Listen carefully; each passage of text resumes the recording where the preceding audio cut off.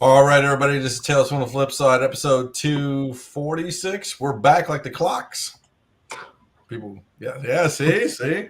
No, we got, you guys wanted it. We're going to talk about it, the comic book market. So stay tuned. We got comic book market, the market report. We got pickups. We got news. We're going to do it all tonight.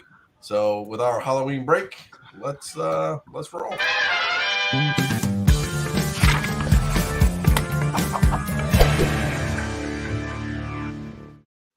God, it's such a good graphic. Anyways, look at this. We have a multitude of new people on the show. Look at the guy over this way.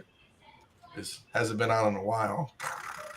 How do you like my new setup? He's It's been great. busy with his OnlyFans account, you know? Yeah. Well, I'm glad. I am glad that he has shown up, and all these weeks he's been remodeling his room. So yeah, I heard he has new pronouns also. Oh, interesting. That's cool. And then Nico. And then the guy below me hasn't been on the channel in a while, but it's okay. But it's Vintage Comics and Toys. Mr. Phil, what's going on, brother? Not much. Glad to be on. Thanks for the invite. That's what I do, man. What else we got to talk about? So the comic book market, we'll talk about that. And I got to figure out how many news. So maybe I'll do that one last. But I'm thinking about stuff. So on with the news. So here we go. I'm going to put this one last. So Spider-Man Across the Spider-Verse adds Daniel. I'm going to butcher this. Is it Kaluuya? Kaluuya. Okay. As Spider-Punk. I'm not familiar. I mean, I've seen him before. I can't place a name to a movie. What's he been in? You know what he's been in? I mean, everything from Black Panther to okay. It was something in Slim. He won the Oscar for the Black Judas film that came out like about 2 years ago. So I mean, he's an Oscar winner at this point. Nice. I mean, yeah, it's basically between him and there's like three black actors who are getting all the love now that we've lost Chadwick, and it's like him, it's Yahya Abdul-Mateen, and then like two or three other people. But yeah, like he's top tier, Oscar winning, in the same vein as a Mahershala Ali type of situation at this point now. Cool. He was the Shield tribe leader, right? Yes. Okay. Cool. Super excited for that. This isn't comic book related, but it's an end of, I guess you would call it Dynasty. I didn't watch the show, so I won't know, but they're canceling Westworld. So yeah, I mean, I was the one who kind of threw this out there. It speaks, I mean, it's less comic book, but it speaks more to trends still over at Warner Brothers. And I know everybody got real excited with James Gunn taking over the reins of DC film and stuff like that. But at the end of the day, if you're still under a cheap or pitching major studio, like, the number of things that you can get made are just going to be a little more on the limited side, I feel like. So this is does still worry me that, like, greater Warner Brothers and Discovery still doesn't have their act together, or isn't trying to get their act together. So we'll see what happens. Especially for HBO, that's usually their flagship. Yeah, and it still feels like they're burning it down for the insurance money. Kind of video game and comic book related, obviously. Last of Us HBO series release date revealed early, so January 15th, 2023. So interesting, they're not doing a Christmas thing, but after the New Year, they're gonna release it. So I'm kind of excited for it. I'll have to get it from HBO or find some place to do it or some other stuff. So Dude, HBO, like the rest of television, has been fucking garbage. That TV show with the vampire kid was so bad I lasted about 5 minutes. The last season of Westworld was trash. Sean, I got stuck in my girlfriend's fucking room because I got locked out of my house. It's okay, you can laugh. Everybody else has. yeah, it's funny. That's where you've been hiding. All right, dude. Oh, all right. I committed a fucking felony driving offense to be home in time to do this show because we were going to talk about the market, and then I got stuck here. So it is what it is. Hold on one second. Hold on, let's see if I can find it. I have You did talk about Christmas. God, dude. I have a nice blackmail photo. Jesus Christ. That's the about macro Christmas. That station for Guardians of the disgust. Galaxy promo came out. That looks hilarious. Oh, I good. didn't watch that. I watched it. Did I watch that?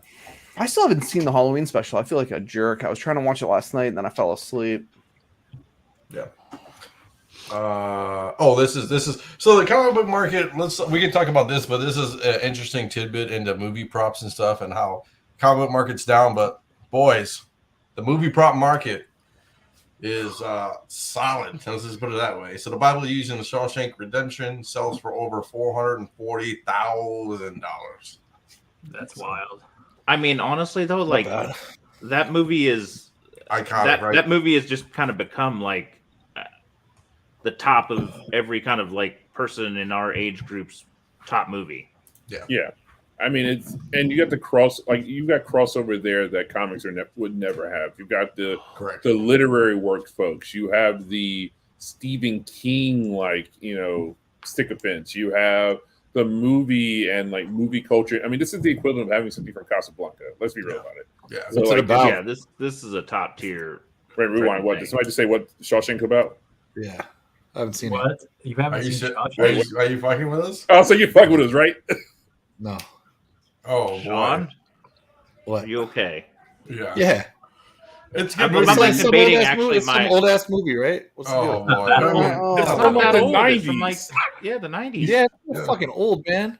Morgan The Freeman. 90s is like Yeah. to the 50s to the 90s is as close as the 90s to now. Oh, boy. Sean, this is I like think I got that wrong.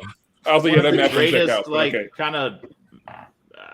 I don't even want to say men's movies, but it definitely triggers more there than anywhere else of all time. Well, dude, I mean, anyway, Like I'm next- talking say- about my say- 14-year-old watching it with me soon. It is a long movie, though, but it's good. Dude, just say spoilers next time. So you already Oh. ruined it for me. Somebody Well, I gets mean- shanked. Somebody gets shanked with. Oh, boy. I don't But- know. That's got to be hidden too. Yeah. No. Yeah, that's exactly what happens. Just let them think that. Yeah, Yeah. exactly. Just watch it, man. Whenever you get a chance, Yeah. just watch it. Good.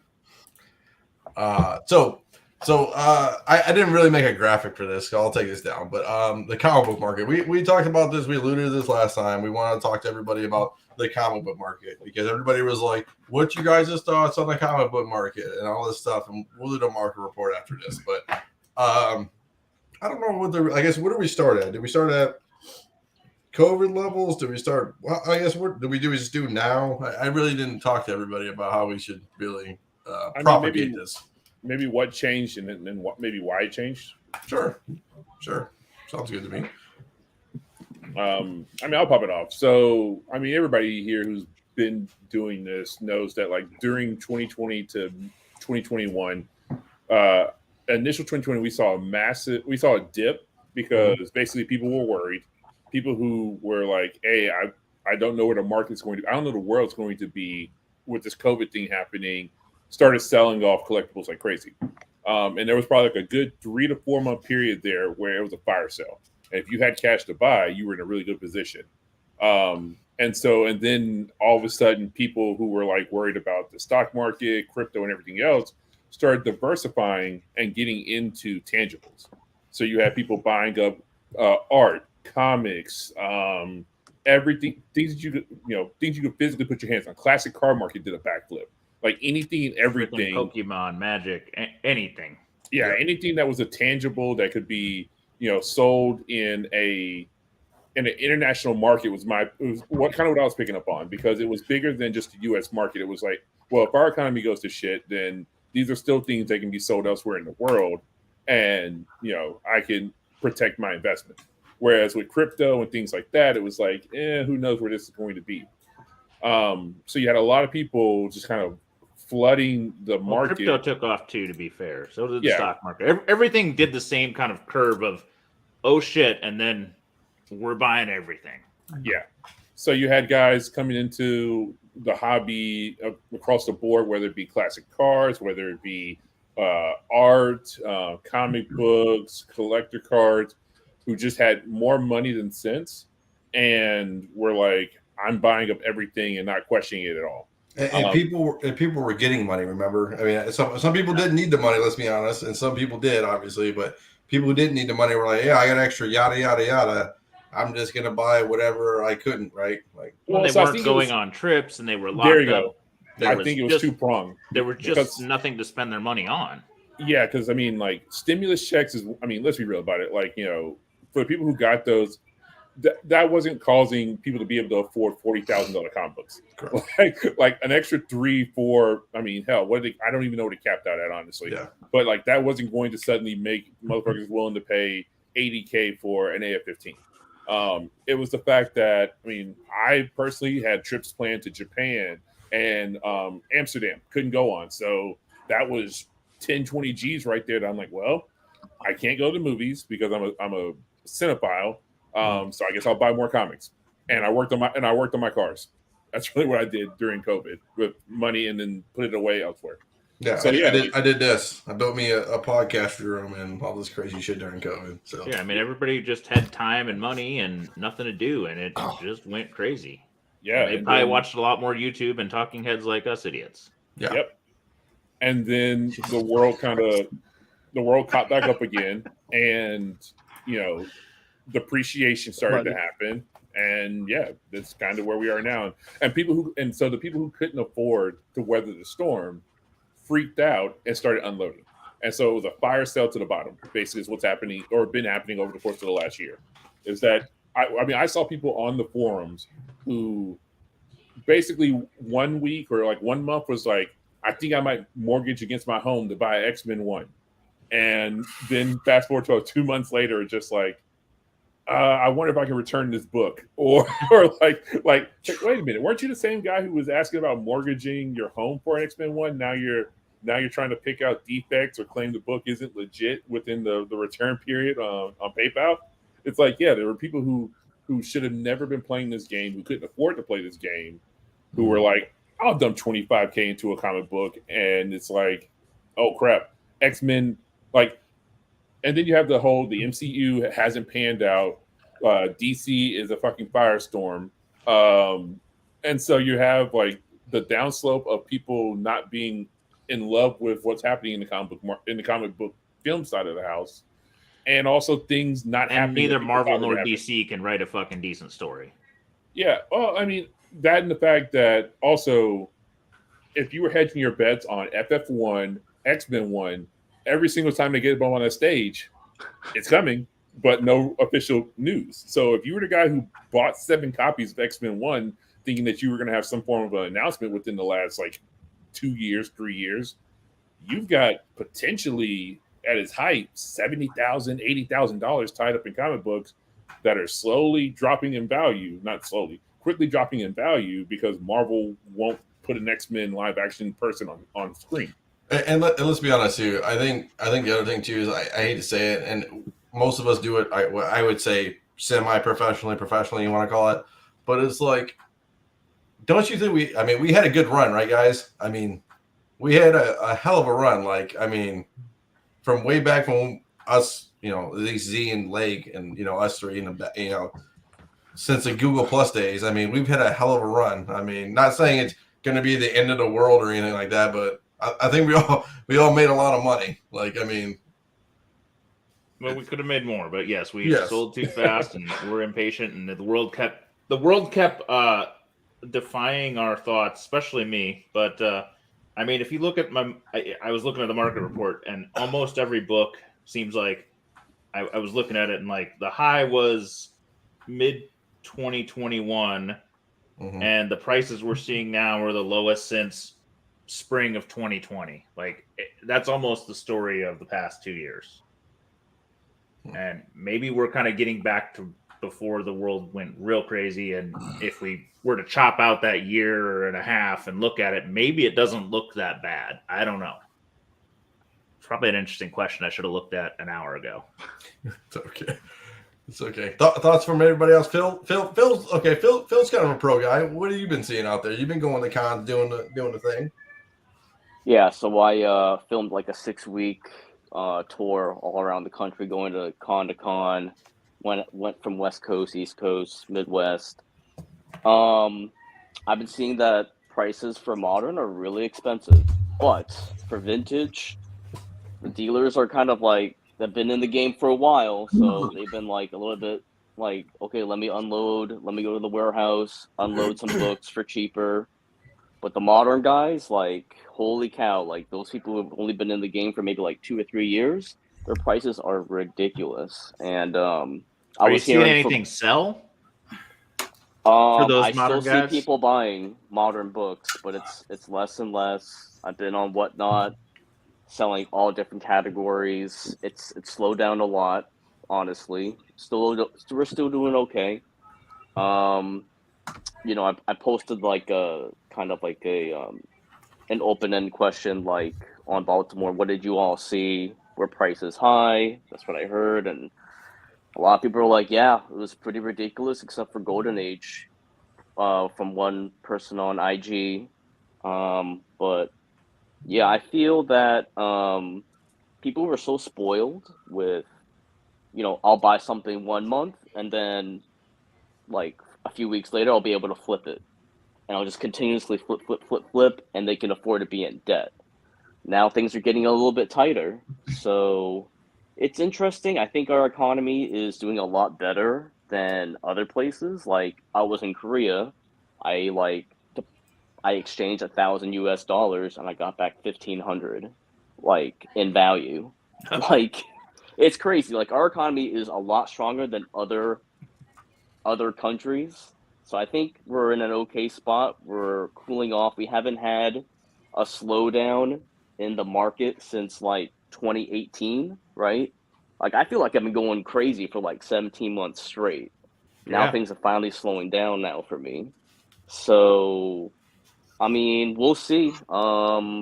We got like 8 more weeks until New Year's. People get Christmas bonuses. Mm-hmm. The loan forgiveness thing is not going to be checks. It's just going to be wiping out your balance once they approve those applications. So yeah, everyone's like kind of like wait and see mode for like See, January, February. for me, I think it's. Remember back in the day when we were buying just you could go in the stores and buy Tomb 10s and like just crazy books that are crazy now, but people really didn't know, and then all of a sudden like everyone's honey hole just got like smaller and smaller and smaller once more and more people got in the game. Now you got to be like when you go to a store, you're like, they might not have anything right besides Carter because Carter finds everything, but the rest of us, it's like it just started to constrict. I think we're in that period now where everything's starting to constrict, where it's like you got to be really smart, or you got to know things, or you got to be on top of your game when it comes to this stuff, and not like, oh, I'm just gonna, you're not gonna be in a comic book game like back in the day. Like I have 5-10 grand, whatever the number is, $1,000 laying around. I'm gonna jump into comics, and I'm gonna do okay. Now it's like, hey, I got $1,000. I got to be really smart, or whatever the number is. I got to be really smart with that money right now because I can take a bath very quickly. I think. Well, you also had all those people in 2021 we talked about, and even before then, just the more people buying to resell, there's less people buying to actually buy. I mean, you can only flip to the next flipper so many times, and I think maybe we hit a point where a lot of people are holding the bag, right? Crazy. We talked about it back in the Google Plus days, holding the bag, right? Who's holding the bag? There's a lot of bag holders right now. Yeah. I will say that I was a dealer at New York Comic Con. I had 2 booths. My expenses were really insane. People were still buying comic books as long as prices were reasonable.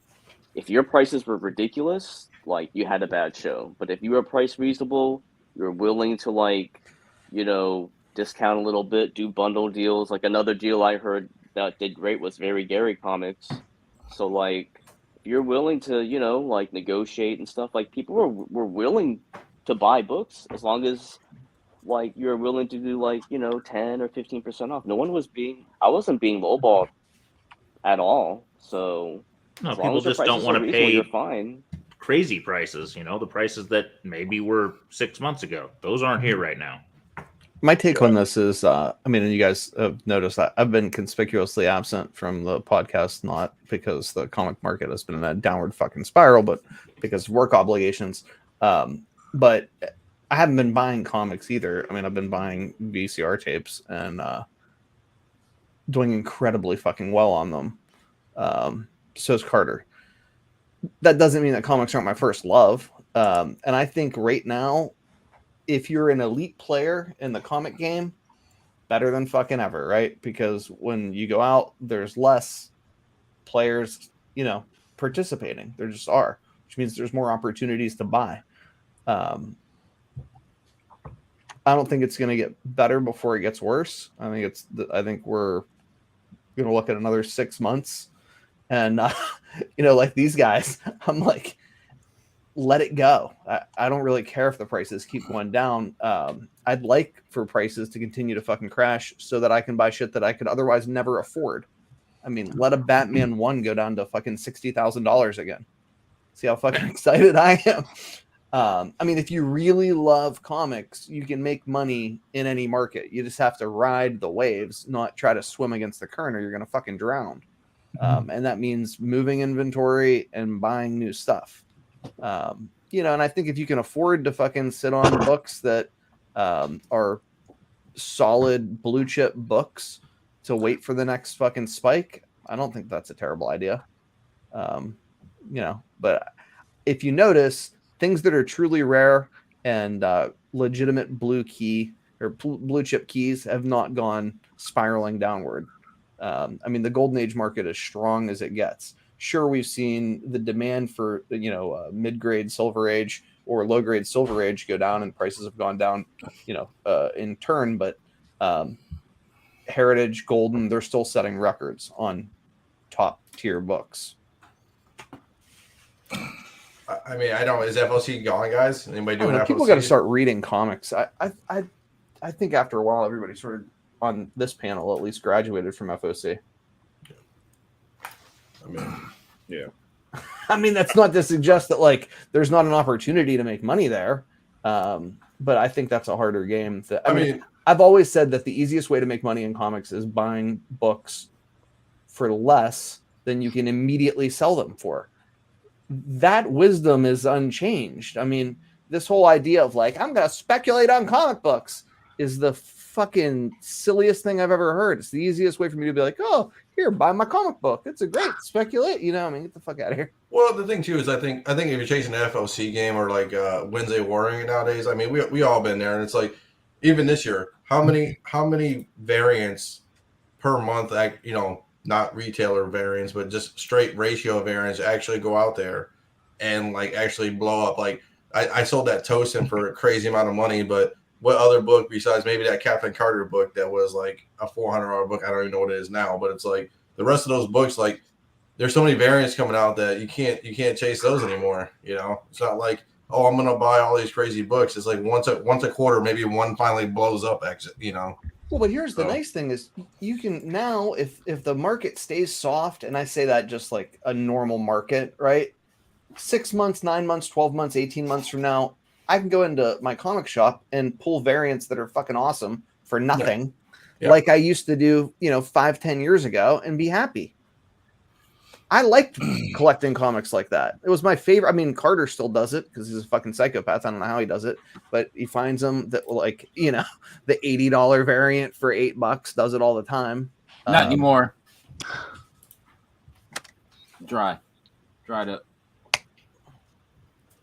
Well, so a valid point's been brought up, and I think it's the fact that, when many folks were, in the Google Plus days were getting back in this hobby, or people who maybe never left, it was things made their way into the back issue bins, and if you were in the know, and you were able to dig, find stuff. I personally have rarely ever been like the back issue digger dude to like find the gems. Like I did it on occasion, but after a certain point, it just got easier to like to basically speak with the wallet. And to go, like, walk into a shop, be like, hey, where are your keys? Where are your wall books? And then I'm playing a negotiation game. That's all I do too now. Yeah. I was like, I'm not going to sit there and, like, trying to, like, fight to find the $10 book in the back issue bin that I might be able to flip for, like, 30 or 40. I'm going to go to your wall. I'm going to pull, like, 5 G's worth of stuff and be like, I've got $3.5 grand cash right in front of you. What you trying to do? And I leave with books because the fact is, like God forbid you put on your labels like what date that like you initially like put that price on the book. Like, I like noticed that one. Yeah, I watched Yeah. that like a hawk. I'm like, oh, okay, cool. This book's been here for a year. This book's been 2019. All right, dude. Yeah. You'll take anything for this now. Yeah, so like I'll go into a shop a couple of times and be like, okay, cool. That's been, hell, even to my favorite LCS. Like I'll play this game with them. I'll bring them good books that I have multiples of. Like I'm still, shit. Like if I could pan my camera over, there's 7 25 slab boxes sitting beside me of CGC. I buy raw. I buy things that are going to grade out. I have like maybe, $20 to $40 into a book. Worst case scenario, if it's a real, modern day key, and when I say modern, I mean like from the early 80s to now. And yeah, if it grades out to a 9.6, 9.8, then I usually trade my way into bigger stuff. I get those gone fast because I know what I have. Also, too, I don't need to set GPA records. I've never been the guy. Like, it's cool, high five and thumbs up when I can pull it off.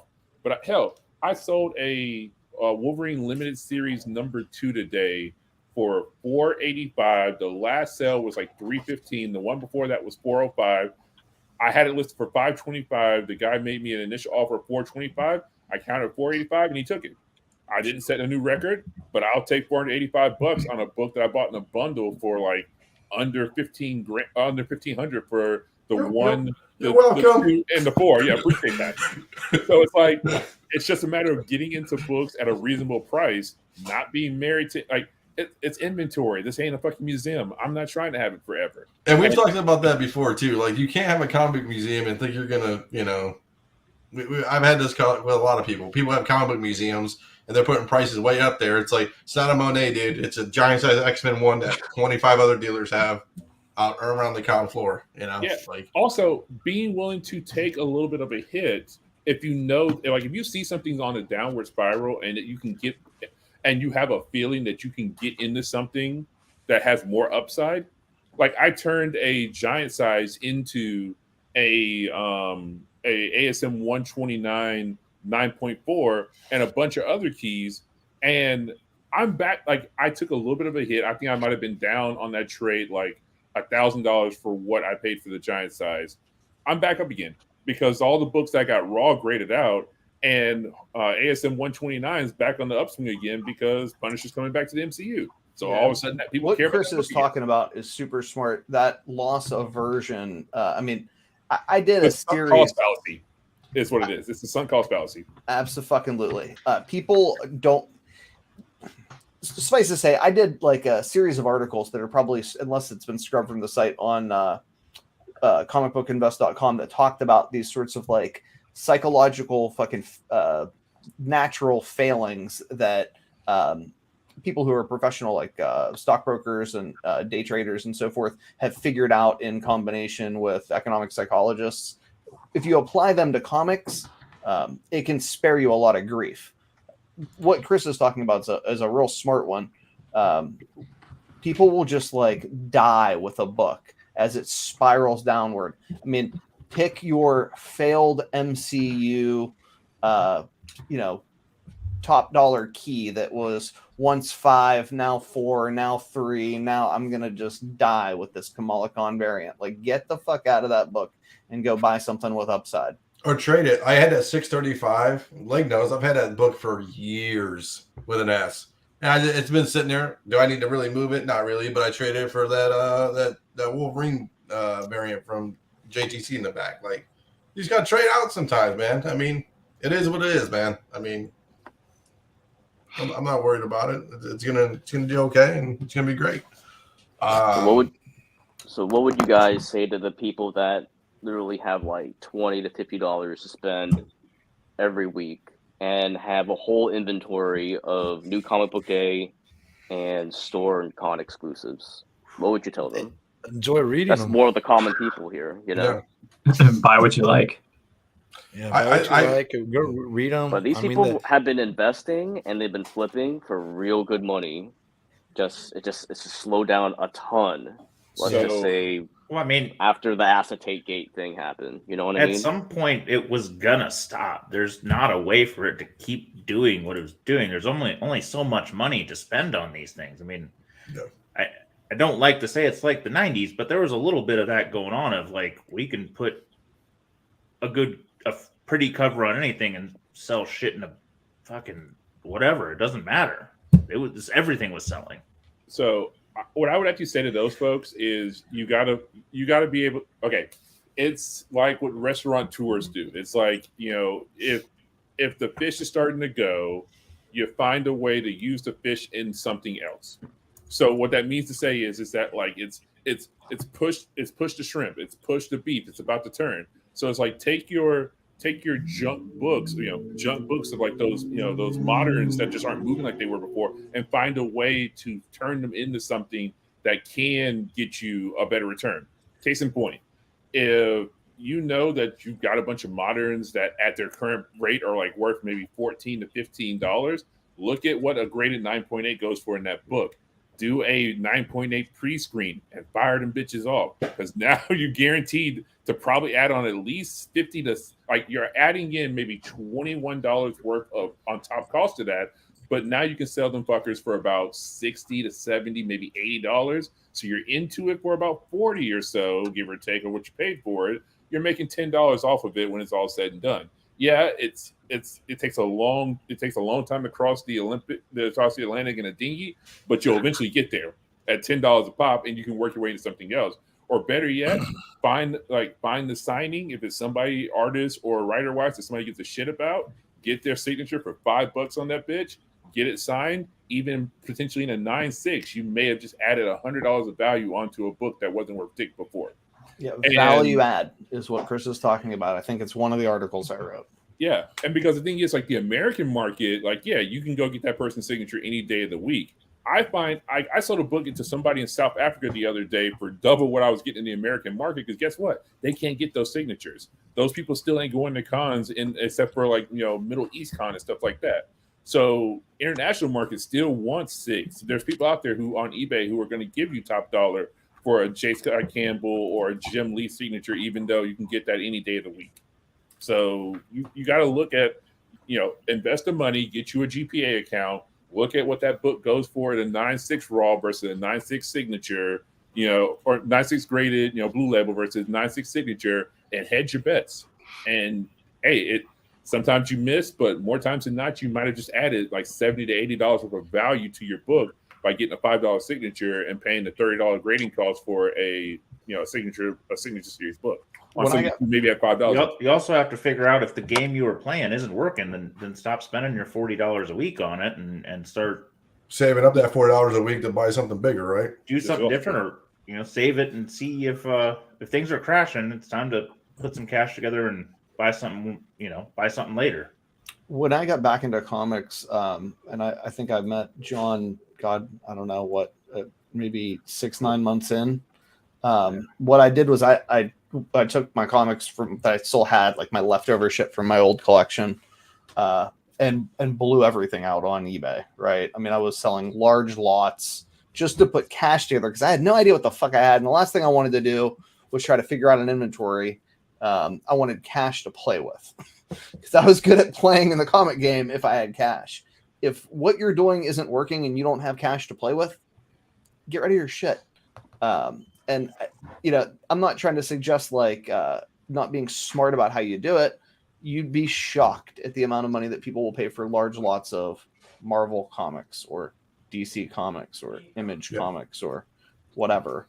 I like Chris's idea of pulling the keys, blowing. I mean, Z just told me before the show he sold 15 short boxes of Drek. Yeah, I mean, I'd had some collection I'd bought and taken to several shows and just done the eBay thing on them, and I was like, I'm staring at these boxes. There's nothing that I'm going to list that's worth my time. I'm going to take it, put it at a price that I'm happy to move it at. I made a little profit all the way out of it, get it out of my house, and put some bucks in my hand for whatever the next thing is I need. I'd rather have, the $300 I have right now to buy something nice versus stare at 15 boxes of Drek. What do you think the best way to go with book? Like I'm trying to make a decision on a lot of those things. I mean, I'm gonna grade what needs to be graded. I've already got few hundred of those set aside. So that's going to be a project in itself, to say the least. You know, a lot of keys and stuff like that. A lot of minor keys. A lot of the variants that we're selling for more. And I'm talking about handpicked stuff, not not the readers, not the 10 boxes or whatever. I'm talking like the indoor boxes, right? Well, I think so. I think you have to going decide. back and forth. I got a decent whatnot following, right? A couple thousand people or whatever, so I can move through stuff like that if I want to grind through that. The shows are hit and miss. Sometimes a little hard to put together. I don't know. Do I want to build up that I probably got 150 listing on eBay, but I think probably 90% of that is stuff over $100. So it's not. There's a reason it used to be set up like that, but the whole tax threshold might have changed. Oh, so Can I side note that for a second? I did. Sure. I sent an article into the group, but I'd seen something on it was on thehill.com, but that there's several people on both sides of the aisle looking at trying to get that limit taken back or at least raised because it's hurting the common man is their thing right now. So it could just be an election day push. Hurting the economy, hurting the common man, man, woman, whatever. You know what I mean? People that like the article you sent, or at least one of them was, you know, people reselling their kids' clothes on some websites, but with the $600 threshold, they're just trying to upgrade and trade clothes. This is a benefit for everyone. You know what I mean? Something like that. Like that's not mine's for profit, but like, you know, it depends. But it's a hobby. Like there's not too many. Most years, I can't tell you if I exactly every year, but I've been trying. You know, I've definitely made more than I've spent in the last couple of years. And then some years that's probably a thing. Some years it wasn't, and I put together some good stuff. I tell you what. I mean, if you look at market value, I'm clearly way ahead. But so I'm trying to figure that out. That threshold will really suck for some people, especially people that I don't know, that take smaller jobs and things like that. I don't know, resellers of things like that, or people we already paid sales tax on all this crap. You know what I mean? Let's be honest here. Now they get a sales tax somebody else. I don't know. So that's what's going on. But I don't know. So I'm trying to say. So what do you guys think the best run would that be? You know, I don't think I'm going to put together my own website. Well, I've already got the market on that. How much do you want to grind? Yeah, that's a good question. I mean, whatnot's a faster grind? eBay there probably was get more value. I mean, I had books in there that were $5 and $10 books, but I'm not going to sell them on eBay, and I'm not going to fucking do it. And I've learned I'm not going to ship it. It's not worth it. And I'm like, I will let somebody else fucking do it for that price. Do you just eBay auction lot? You know, like a bunch of auction lots and just auction them off or whatever, and you're just gonna. I honestly did that with nice some books. Of it too. You can do that. I mean, that's one way of doing it. I was gonna say it. So, as somebody who has spent a lot of time in LCSs and watch how things get bought, you can only go like.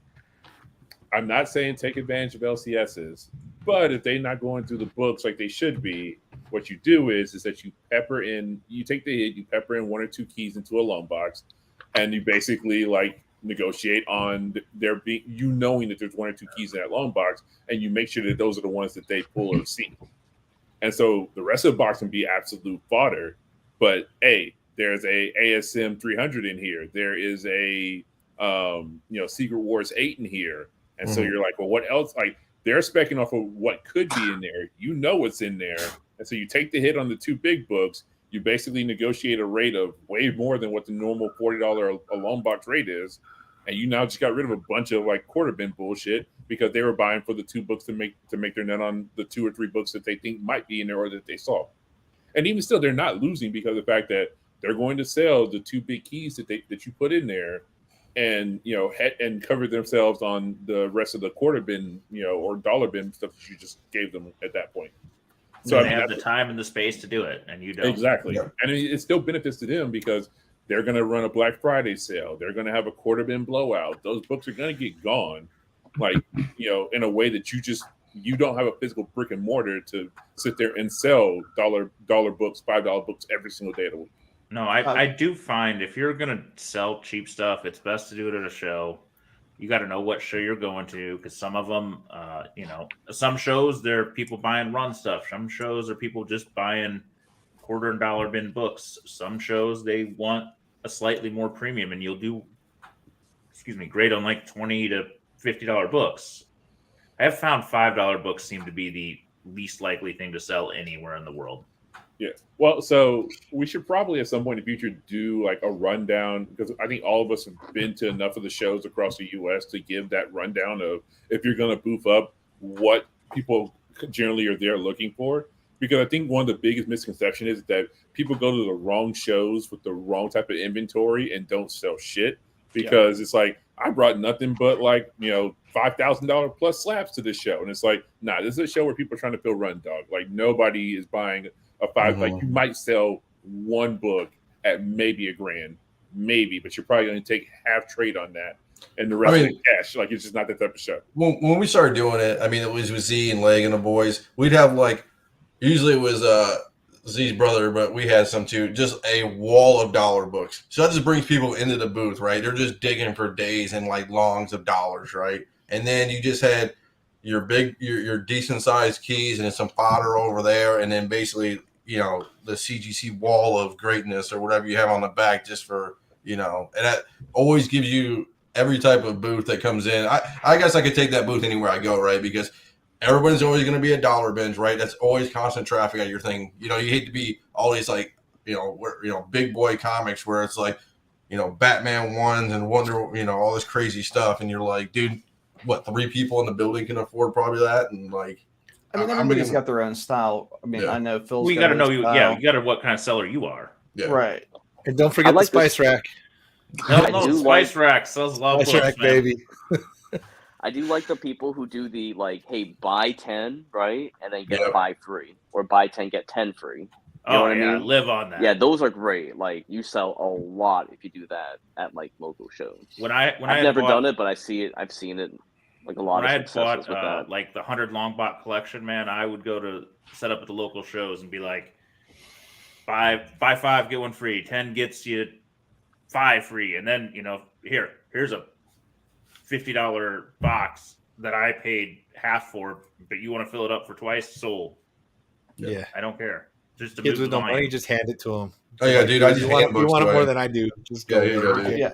So when I started doing like local Ohio, Pittsburgh shows, everybody had established customers, and nobody would buy anything from me. So I started bringing some of my own fucking books there, like some of my PC shit, PCH books, expensive stuff, throwing fucking like I got a Chamber 19 on the wall. You know what I mean? And all of a sudden, people started paying attention to me. No fucking way was I going to sell one of those books at the shows. But I mean, there's different strategies. And if you're going to start doing shows, I would look at the people who do them week in, week out, and just ask for help. They're always willing to help. The last thing they see you as is competition. Believe me, you're not their competition. They're just somebody there that, they might be friends with, that they could run into on the weekends. Yeah. At least that's been my experience. I was always welcomed with open arms. Yeah. Honestly, I think there's enough collectors out there that just have an addiction to buy books like in bulk. So I would honestly just sell everything. Just sell it all. Maybe keep like a few of your favorites, maybe a couple dozen keys or a short box of keys, right? And then everything else, just group it all together. Do what Chris said. Throw some big ones in there and some slabs, and you'll never know what offers you're going to get, because I've seen some people buy some trash collections and they spent like $5,000. I wouldn't even spend like $300 on that stuff. Hey, I told you that in confidence. Okay, I told you that in confidence. So, funny story about that actually. Like when I moved out west, I hit the reset button on my collection. I went from having over 150 to 200 slabs that I moved cross country. So basically what I did was that I took everything that I had with me, minus like the big ones, like my X-Men one and other major keys like that, my FF one. I took everything that I had duplicates of or was willing to let go of, and I let this shop who had an AF-15 that I wanted basically cherry pick through the entire collection to get the value that a value that made sense for trade on the AF-15. because that book had been there. I watched it. It sat on eBay before we even moved out that way. It had been on eBay for almost a year and stayed consistently. So like, okay, cool. He's looking to get rid of that book. He's probably got a lot of money invested in that book. So he pulls out the books that make sense, like, the 10 or 15 books that he wanted in trade value. And I was like, all right, cool. Now for this deal to be closed, you have to buy the rest of this shit because you just cherry picked all my best keys out of what I brought. I'm not going to just let you do that and take home the fodder. So you got to buy the rest of it. And I basically left there with an AR-15 and a check for $22,000 cash. And that reset me, and I started over again. And I basically am back to having, another 200, at this point, 200 slabs sitting on the floor again. But that allows me to reset it. It allows me to fix mistakes that I had made of getting back into the hobby and buying shit where it was like, oh, this is really only hot for like this month type of stuff. And it allowed me to get back right again in a way that that made sense for me. So again, it's one way to do it too. If somebody's willing, if somebody is like, Phil said, a volume buyer, there are places that need their con stock. They need the stuff to fill out a booth, and they are willing to, cut you a reasonable check because they will be able to, over a San Diego Comic-Con, move most of that stuff through people picking through a Heroes Con. They're going to need that back stock. New cons are popping up daily, so people need opportunities to get books to fill out spaces. So touche. So I mean, I'm just saying, like, be willing, like, post on Facebook, post on Craigslist. Like, people will reach out about buying collections from you. Be willing to travel, and there are shops who are like, I will take this lot because I've got a con planned, and I'm going to be making the rounds con season, and I know I can move these books, and I'm going to do a quarter bin blowout in the next, for Black Friday, and there'll be basically a big weekend sale every weekend between now and Christmas. Like, there are shops who basically unload their 90% of their back stock during that month and a half time period, and then they look to rebuy all over again. So that's a good call, man. Nice. That's a good call. How many of you are stressed out with the amount of space of dead stock comics you have right now? Not anymore. I got rid of what I didn't want. I still have 80 to 100 boxes. I've been doing nothing but blowing shit out. Juke, I don't know if she's in the live chat, has been doing 2 shows a week on Whatnot, plus eBay. I love comics. I will continue to buy and hoard them as long as I possibly can. But I don't really, I didn't pay anything for any of this stuff. You know what I mean? Like, that's always been my strategy. Like, don't get me wrong. I paid out the ass for big boy books. But when it comes to the nonsense trash, it's like, dollar bins. Yeah, it really does come down to being able to negotiate. Like, if you're a picker, get good at spotting books. But if you're not that type of person, negotiations, like, it really, I can't speak to it enough, because I've called shops who weren't about that negotiation life to be very much so about that negotiation life now. Like, my LCS, they were very uncomfortable with it when I first stepped foot in that. Like, they had been around for maybe 3 months, and the guys had come from retail, and so they were very, very much so the price is the price before I showed up. And I was just like, yeah, but I got cash, and I know you didn't pay retail prices to get that book. So what you're trying to do? Like, you can either hold on to it, you can have 100% of nothing, or you can take this 75% of your asking price when you know you had 25% of what your asking price into that book, maybe. And a lot of shops will get with it, and then you develop a nice relationship. And I did it all over the Pacific Northwest when I lived out there. Once we had a relationship, I'd walk in and be like, shit, they would pull stuff out of the back issue bins, put it in my box, and I would come in. They're like, other people didn't even get a chance to see the shit, and they're pulling stuff for me to negotiate on, basically, because they're like, well, we don't have a clientele who's going to spend $200 for that super rare Spawn book that has been sitting here. We've had up on the wall for the last year and a half, and we don't move those type of books on a regular basis. Like, maybe that $50 to $100 range they might move. But once a book breaks $100, like it's going to sit there in their store for all eternity. So yeah, be willing to negotiate because they got it at cover price. Like they ain't buying new collections. They got that book when it came out for $2.99, and it's been sitting in a back issue bin for the last 10 years that they forgot about, and they pulled it out, and any profit is profit at this point. I like you also Chris take into Voss. account a lot of these shops are now online that weren't before, and they're doing whatnot. They're doing Facebook Live. COVID caused a lot of the shops to change their strategy. Not all of them, but a lot of them. Yeah, but cash is king at shows. Cash is king, period. Particularly since 80% of these motherfuckers are cheating on their taxes and not reporting shit to the IRS. And believe me when I tell you that, they're all fucking lying. So cash is king. And I like Chris Voss. He was the FBI negotiator guy. He's like famous on YouTube.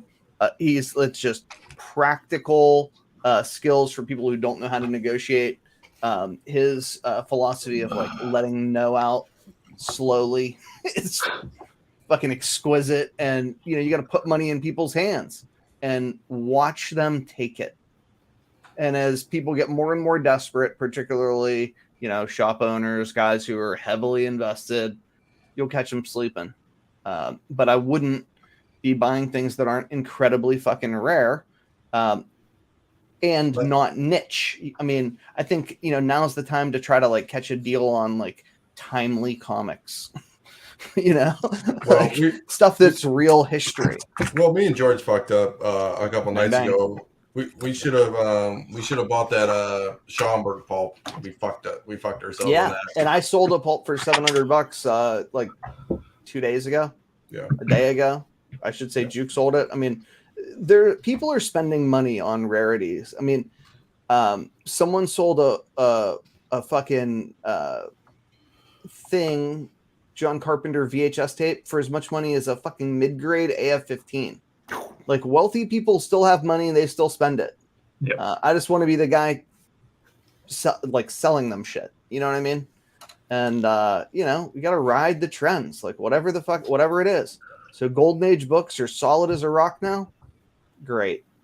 Sounds like the time to buy the great stuff super cheap, like Rick's doing. And if you can unload your books at the top of the market, do it. Wealthy people still want a deal too. Remember that. So, and we fucking greedy. That's a good point. We've had a the elephant in the room here. We got the spec issues also, right? People either the Marvel's going in a new era. Yep. And I'll tell you what, like, I think people like the new stuff that they're doing. I think I like it because I kind of get it. I don't feel the comic collectors and flippers and traditional fans that we've come to know are really appreciating the Miss Marvels and She-Hulks and WandaVisions. And, Loki was good. Most people like that, not necessarily for the spec thing.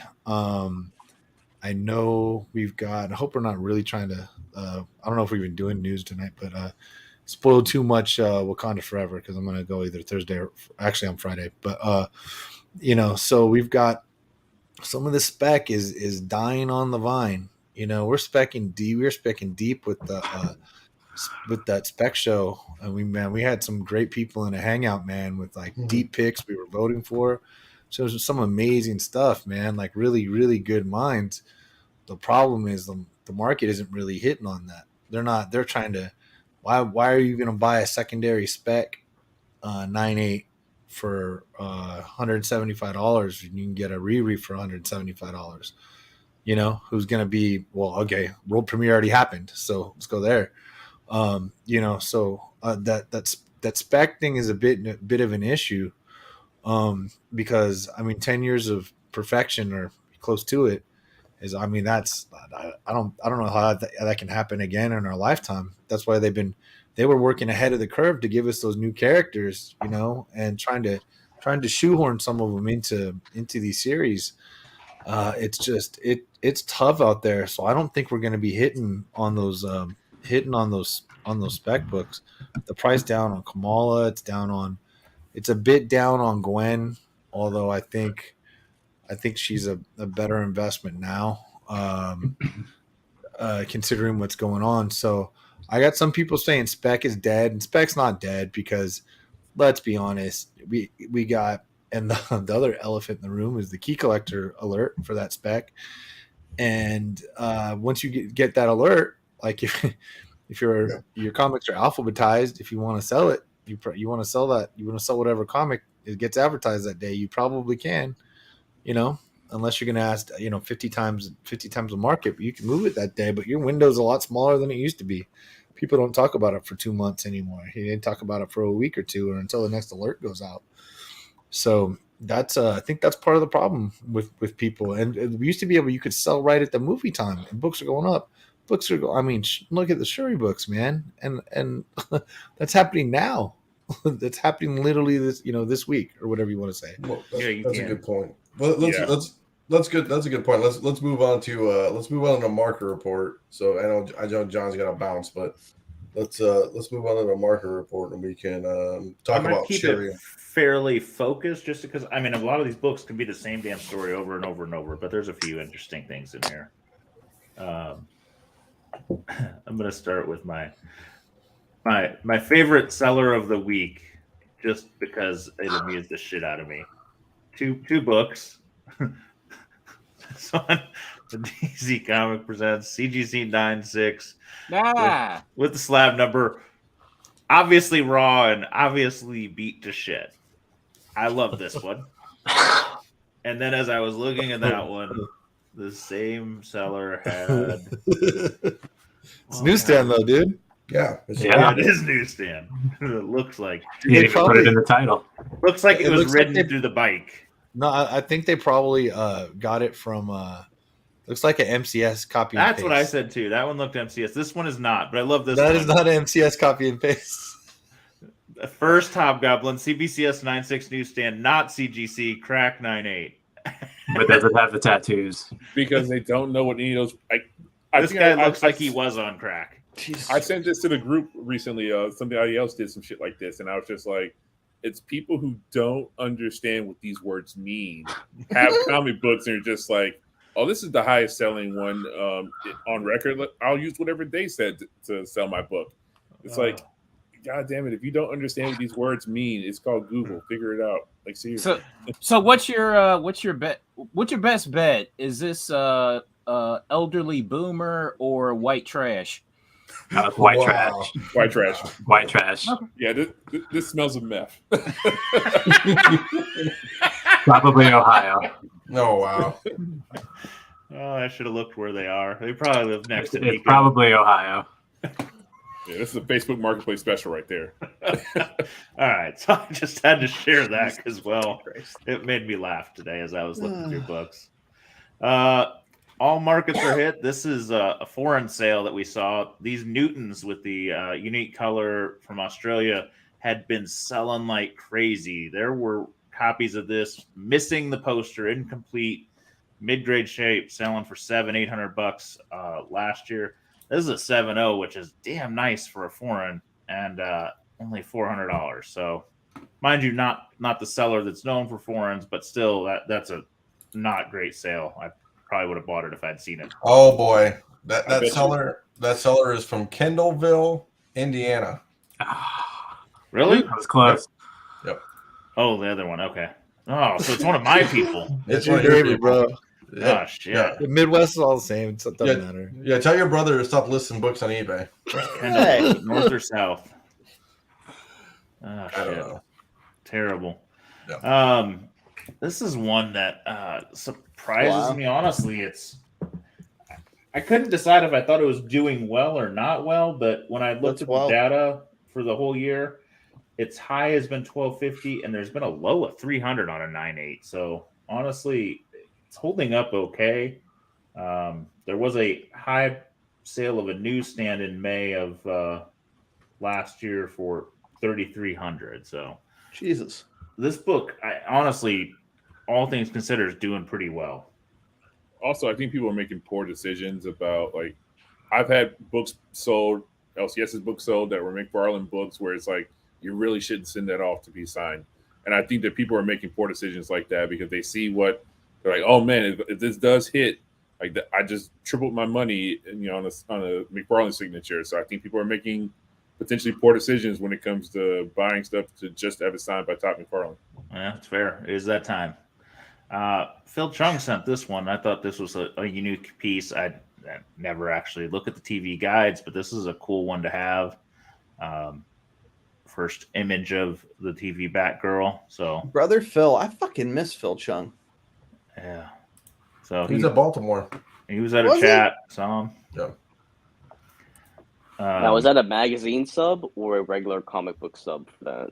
Oh, that's got to be comic. It looks like a comic slab. They're getting you for magazine on that one. There is no way they're still charging people $4 to press books, or it could be a magazine grade in a comic slab because I don't because think the magazine waiting time is like 216 days or something. Fucking wow, it's terrible. Yeah, I think it's more than that, dude. And no fast track. I think it's like a fucking year or something. Yeah, you can't fast track magazines. Right. You'll never see your magazine again if you send it in.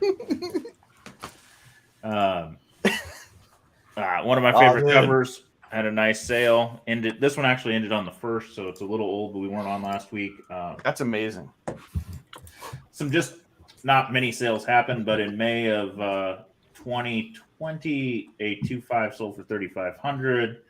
A 3.0 sold in August of 21 for $6K, and a 5.0 sold in February 22 for $9,400. So the book's still trending up pretty well, even in the low grades. So it's actually pretty nice copy for $3.5. No writing, no big missing shit. So it's beautiful, but god damn, that's a big number. It's nicer than my copy, so love it.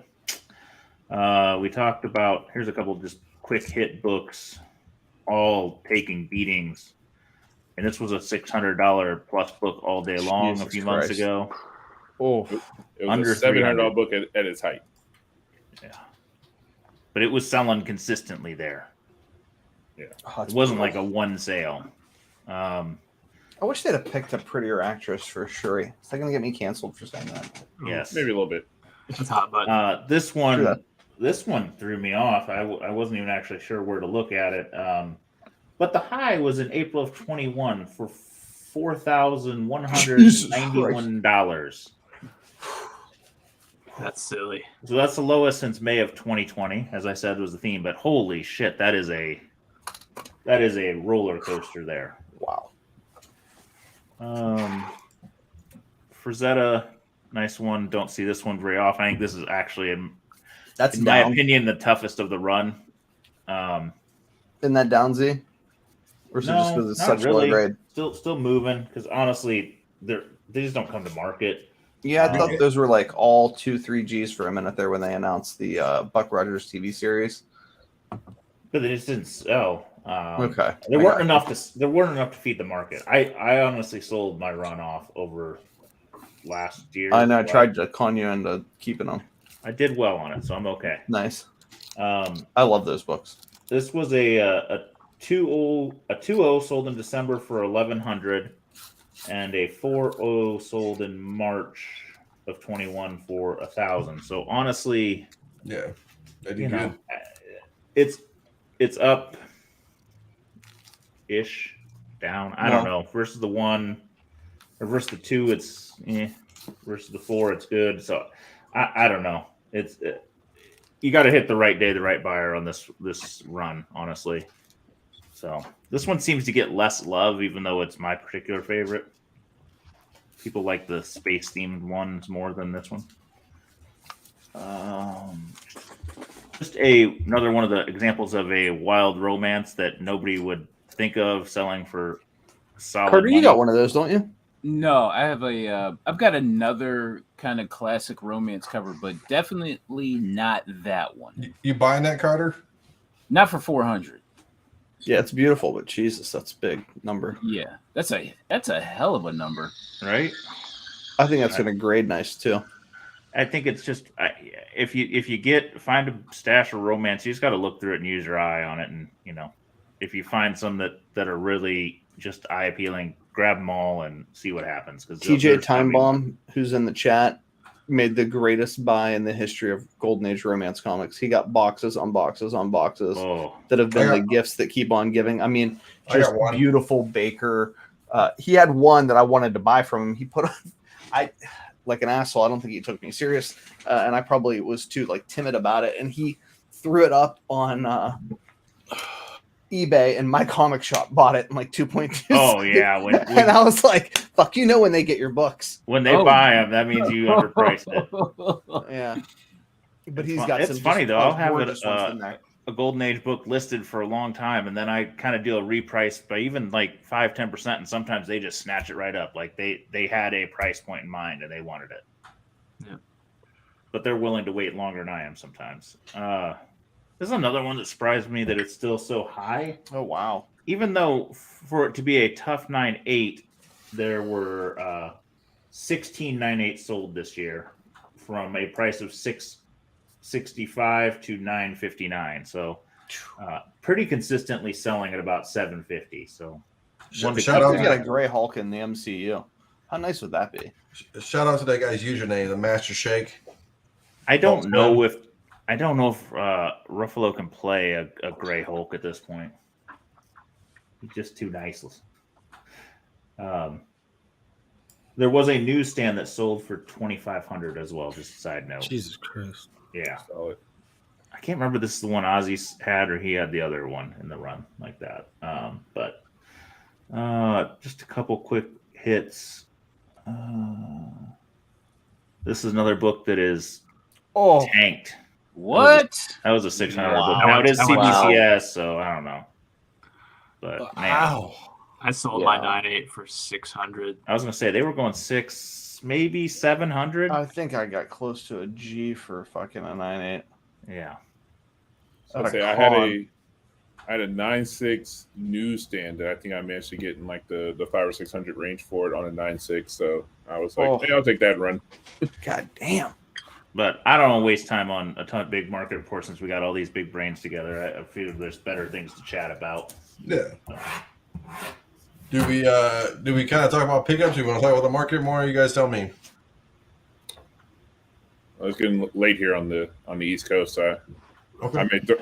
I'll throw up some pickups and I gotta dip out. Yeah, I got you. Let's go. Yeah, I'm gonna bounce so I can get back into my home, which I'm locked out of, and God willing, avoid ever wearing the. I told you again. I hope you've all enjoyed. Good to see you outside of your side gig. Yeah, I hope you've all enjoyed my ridicule, the self-imposed ridicule, as much as it's pained me. I hope it's given you all some level of pleasure, and I miss all you motherfuckers. Oh boy. Even Bye, sweetie. Wait. I got a bounce as well, so thank you all. See you in 6 months. Boiled again. No boy. Okay. Actually, let's see. I'll go pick up. Want to go first? I'll go first. I only have one because I'm a loser. Actually, I have two. So I went and I bought this off a. I bought this off a marketplace deal that was local to me, actually. So I bought me a little nice. Well, 98. Nice. Yeah, that's okay. I mean, nice. I got it for like $250. I mean, whatever. I mean, what's the grade on it? Probably I got to clean it a little bit and press it, but I would probably say 9.0, 9.2. I really haven't studied the back, but if the back's the same, I'd probably say 9.0, 9.2. It's got flaws on it, but I can squeeze out some money into it. I'm not really worried about it, I don't think. And then Mr. Rick Dotson over there told me to show this. I bought a $20 scratcher and I won $200. So there you go. Ooh, nice. And I bought lotto tickets. So. Did you flip it into some Powerball tickets? No, I bought Power tickets. Why I bought the scratcher. So I was like, that's my life. So I just prepared myself to win the $1 billion just by taking the small off the rip off the beginning thing. So we'll see how it goes. But that's all I got. I'll throw you next because Yeah. I mean, none too major. So grabbed a couple raw books. Again, 9.8 contender on this guy, and since people have already counted her out, they're selling for cheap. So I was like, why not? We'll see what happens. Maybe people love her, or maybe if nothing else, she'll get a second life with Armor Wars. Again, 9.8 contender. Nobody cares about Apocalypse right now, so snatch that up. This is just one of those great covers, and again, it's a 9.8 contender. Probably going to end up at 9.6, but I'm hoping for 9.8 on it. Little Captain America Annual 8. This again, being in the shop when a collection comes in, definitely because this is an example of the one key book that was in a short box, and so I was like, I know what you paid for the box, so I will give you more than enough money to cover what you paid for that long box and buying this guy, but I still got a great deal on it. I mean, the spine is very clean. I mean, as much as it matters, newsstand from that time period. I mean, hopefully CGC is making the distinction because we clearly know that there are non-newsstand copies in existence. And last but not least, the big piece of the resistance. So I had a box of stuff come back from CGC, quite a few, 9.8s, 9.6s in that box, including a Secret Wars 9.8, Secret Wars 8 9.8 that I traded, plus a ASM 300 and a little bit of cash to make this happen. Wow. So, I mean, for the price, again, it had been in the shop for a minute, so they were more than willing to make something happen on a trade plus cash because I honestly think it had been there for about 4 or 5 months at this point. So again, like getting out of a book to get into something else, if you can make it happen, make it happen. So that's it for me. Cool. Anybody? Who's got next? Anybody? I'll go. I got some stuff. Okay.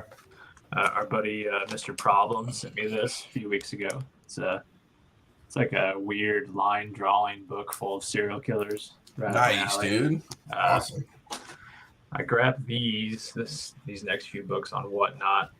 They're all Whatnot exclusives to go with your Fantastic Four. This is Chilling Adventures of Salem. Got the Trade and the Virgin.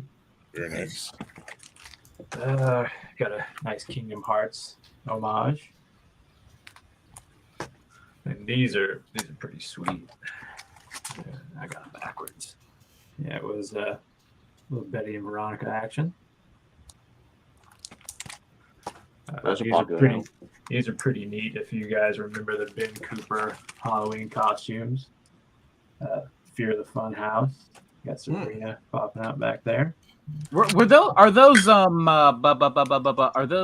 like bead covers or are they like ratio variants? So all of these, I believe, they're either Whatnot or Mellow Fellow exclusives. Oh yeah, this was our buddy Ben, Mellow Fellow. These are covers that he commissioned to have done. So yeah, they're pretty sweet.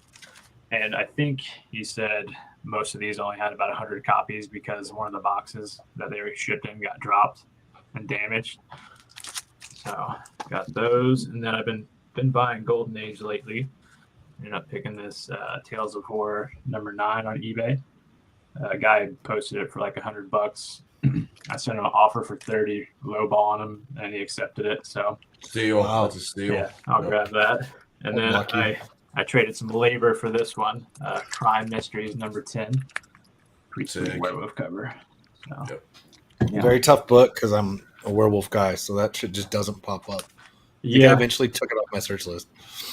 It has gorgeous tape on the spine. It's maybe a 1, 1.5, 2 if I get really lucky, but it's color's great. It's all that matters. Yeah, it's solid. So that's what I've got over the last couple weeks. Okay. Anybody else? Leg? Yeah, I got stuff. Let me see. So we've all seen these, but it's the first live one I've had because I finally saw Drew. So this is his Wanted Comics. Gorgeous by David Mack.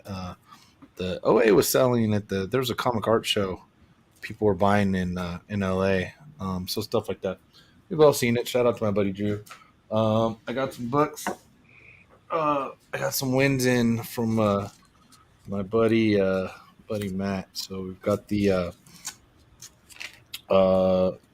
Vanish One sketch variant. So that's been doing all right. Vanish One Capullo sketch variant. This is actually pretty badass. Yeah, 1 in 200.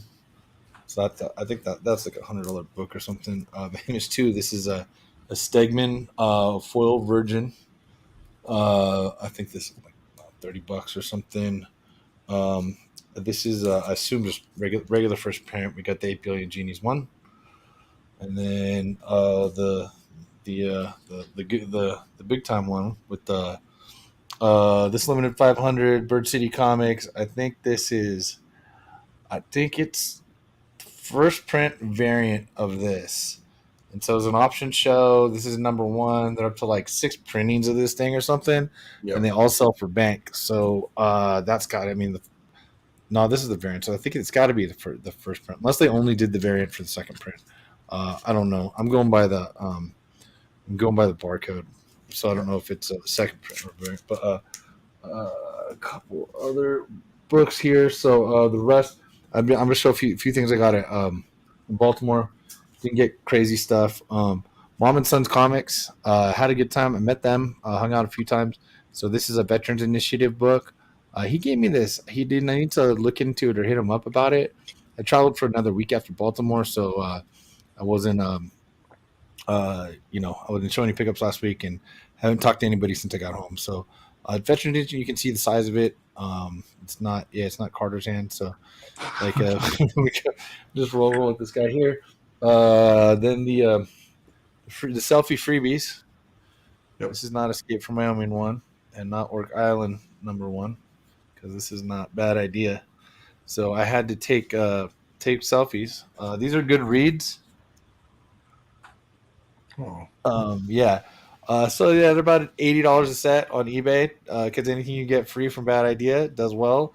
So if you notice my Instagram stories, selfies with Dinesh and with the thingies, I got mine and I got these. Nice. So I got a stack of stuff because he gives good deals, and he's a pretty cool guy. So from a Dan Parent. So literally was at the Parent. I got just like a stack of Dan Parent booth because they're such great covers. I'll show them all. There's like $10. This is an OG book he did in '94, and I know it's pretty rare. It's called The Carnies. So I haven't looked it up. I bought it off him. He had like 3 copies of it. I'm not going to take these out of the bag on him. This is the best looking one. Very fine, maybe. You know what I mean? And then all the rest, I forget even which one's which on these. So I'll just, for most of them, so I'll just, the ones that I grabbed. So, it says on the back on some, okay. So we've got 200 of these. So this is Halloween Spectacular. Right? It's such a nice dude, and he's so reasonable. So the ones with the COAs, I'm going to be able to figure out which ones. But like if you buy it at Veronica, you got to buy the Betty. Somehow they belong together. It's how you know. And same with this. This is the Sabrina Anniversary Spectacular. This is also awesome. This is 197 out of 200. Also listed. Same as this. I think this one's Whatnot, to tell you the truth. Yeah, that's a Whatnot. Yeah, but we do have the it's the Summer Surf Party, so that's the Stacy. This might have been 2 actually. I don't know if I numbered them. That's a Whatnot as well. Yeah, I've seen a lot of those. They're cheaper from Dan. And Dan's a cool guy. Oh, Dan's awesome, dude. So same. This is the NYCC also, and signed by Dan. Yeah, I need that. Get them 5 from him. You know where they're signed. I forget where this was. It only would have been better if it was a polar bear. But I like regular bears too. This too. This one's unless you get it from him, you're not gonna get one. Somehow he didn't sell out at SDCC. I would have went back and got more if I would have known. So anyway, definitely grip with him here. Same we went with the Fan Expo on the Sabrina from him also. That's awesome. Yeah, man. These are so great. And this one, man, I had never seen it. I don't see them all. Wow. but we're going deep homage on this one, dude. I was like, I'm not leaving home without this guy. I want to say that was a Mellow Fellow project. This one was? Yeah, I did a couple birch and walnut covers on that. Okay. Yeah, he's even got the after LB. The Bears Lost Comic Con. Cool. Thanks, Philip. He's even got the after LB cool on there. Let me see. Did I got everything else? Oh, I got this from Binky's. First Amber Heard. Right? Which is kind of why I got it. I was like, I gotta leave here with the slab. So shout out to Jeff, Binky's from Whatnot, Instagram, etc. A really nice guy. Actually had fair prices. Last minute, Drew kind of set up a booth with him because I think it was Comic Enterprise wasn't able to. Some issue he couldn't make it, so they wrote on there wanting comics and Binky's as a booth. So that was cool stuff, and all his stuff was really fair priced. Where's John when you need this? Is that like a pen stamp? Is that what that is? Pence? I believe, yeah, it looks like a pen stamp. 9D? Yeah, UK. Yeah. So Makes it cooler. yeah, and it's so old that it didn't matter. The price was right, and I was like, man, it's a really nice looking 5. Yeah. And I'm home with this guy. Nice. So my other stuff is mostly inconsequential. So that's the cool stuff I got for now. Cool. Anybody else, Carter? Nothing? I can't find my books. Oh, well, that's a problem. I just did a haul video. Okay. And I set them somewhere. Well, shout out to you in the haul video, man. Nice. What about you, Phil? Anything, Phil? I know you're a man of mystery. I'll show some stuff. Yeah. Just your normal stuff. This ought to be good. I love not cleaned and pressed either. Yeah, so I literally only have like 4 things I've got like in hand that I've got the past month, but this came in this week. Well, actually yesterday. This X23 16. So like there's a CGC 90 for like $120, and that's it. There's no raws. It's nothing. So I think it's like Captain Universe or Singularity. I think it's Captain Universe and X23 mashup. So that was like $19 shipped. Very cool. Got this from iComics I gathered on IG. He reached out. He loves our haul videos, and he reached out see if I wanted to buy any foreigns. So I picked this up for like $70 shipped. The Los Comics de El Sol, the suntan She-Hulk. So that's gonna go to Red Hood Comic for pressing. Picked this up at Beyond Comics, part of my hauls on IG. $800. Looks like it's been it was there for a good minute. So I think I can get like a 9.0. So 9.0s are like 1,800 or up asking for Cornelius, Fantastic Four, Annual 6. So, if it gets like an 8.0, like I'll still be solid, so I'll be ahead. And then when I was in New York Comic Con, this is part of this haul that I got. Let's just say I took 4 books out. I don't have them in the stack right here, but yeah, I got there was like a last minute Sunday. I was like, dude, you're coming here at the last second, like on Sunday. And he came up with like an FF48, an FF49, and the 50 trilogy. And the 48 was signed by Stan Lee. And he wanted like 4,500. And they were like 354 and 45. I was like, I would do like 35. And he called his brother, like, he couldn't do it. But he had this. I didn't let him leave the booth. I was like, all right, well, some of the low grade stuff, like the nothing stuff, we all know these are not really nothing, but I mean, nothing compared to like, the trilogy, FF trilogy. But one of these were from Heartless. Nice. Yeah, so these will go to Red Hood for press this week maybe. So the Rider 1, and these do good in like low and mid grade. Yeah. So I agree too. And then I wanted to share, we're in the down market, but I bought this while I was waiting in line for the acetate cover. I bought the Hulk 181. So yeah, I was 10th in line, that acetate cover, and I was like, all right, let me shop around. and I picked this up. It was probably like $5,000. So yeah, you use this time to pick up books that you haven't been able to. So got it for a deal. It's probably going to be an 8.0 after pressing, and Nice. for the $5,000 buy-in, why not? So. Nice. But yeah, I got haul videos up on my channel well, I don't have a channel, but just my Instagram reels. So Yeah, cool. Come on and follow us. We'll have stuff for you. I like it. All right, everybody. I appreciate everybody's time. We had a mega cast tonight, so it's great. Everybody's always invited, obviously. What do we talk about? Furrbird on Wednesday. Comic Shop Talk is returning on Saturdays, dealing with some stuff, so no big deal. Sundays, a VHS show. Hopefully, you guys can knock out a show this week. Hopefully, Carter. I don't know. We'll see. That's it. Mondays are Flipside.